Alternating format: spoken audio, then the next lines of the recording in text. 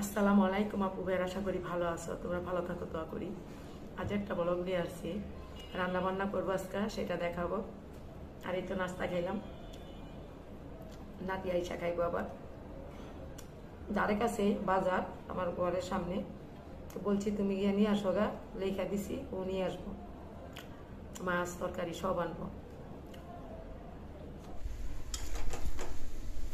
নাস্তা খাইয়া রান্না করব।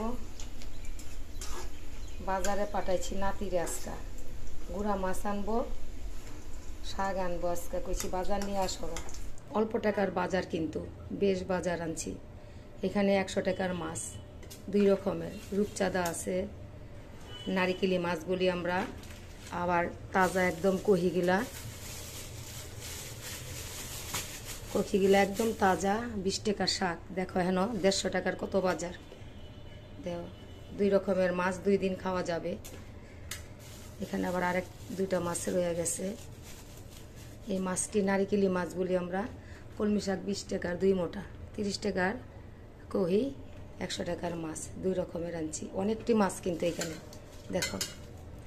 অল্প টাকা লইয়ে কেউ বাজারে যায় না, লজ্জা পায়। যখন যার যেই টাকা হইব এই টাকা দা বাজার করতে হয়। তো এইগুলো একটু কাটাকাটি করে নিই, নাস্তা খামু পিয়ালরে লইয়া, তারপরে গ্যাস আইলে রান্না করব বিকালে। এটা একটু মাখা জাখা করে বসাইছি মাংসটা পিয়ালের জন্য। পিয়াল আবার তো যেই মাছ আনছি সেটি খাবে না, তো এটি হয়ে গেলে শাকটা বসামু। শাকটা এখানে বসাই দিলাম, শাকটা এখানে এই কড়াই দিলাম, পরে আলা বাগার দিব, রসুন পেঁয়াজ দিয়ে বসাই দিলাম। মাছগুলা ধুয়া নিলাম, হলুদ দা মাইকা রাখছি, পরে মরিচ দা মাইক। একদম গ্যাস থাকে না, এত কম গ্যাসে রান্না করে। একটু ডিম দিয়ে দিব, একটা ডিম বাইঙ্গা।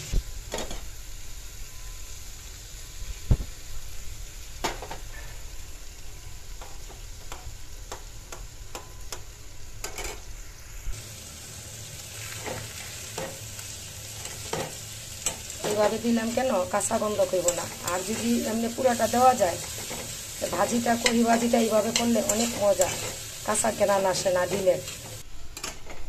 তেলের মধ্যে দিয়ে দিলাম কহি আলু, এটা কাঁচা কষামো কতক্ষণ, তারপরে হলুদ আর কাঁচামরিচ দিব, শুকনো মরিচ দিব না।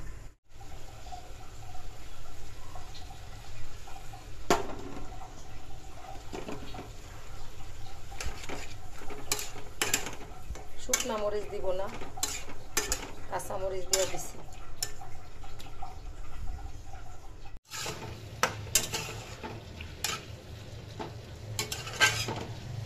একটু কষলে পানি দিয়ে দিব।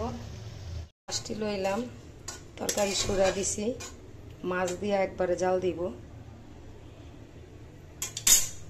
মাছটি বাইজা লই। রূপচাঁদার বাচ্চা, কিন্তু রূপচাঁদা মাছ আছে না, সেটার বাচ্চা। কম টাকার মাছ পাওয়া যায় অনেক, কিন্তু এখানে দিয়ে দিই। বেশি লাল টুকটুকা করি নাই, সবসময় মরিচ ভালো লাগে না, একটু সাদা মাটা খাইলে ভালো লাগে। দিয়ে দিলাম এটা, ভাজা হইলে তারপরে বলদ দিব। তরকারিটা রান্না করলাম, ভাজি করলাম, একটু গরু গুনা। তো আমরা এখন এই যে খামো, গায়ে গোসল করে নামাজ করে সব রেডি করলাম। আজকে দুপুরের খাবার এই।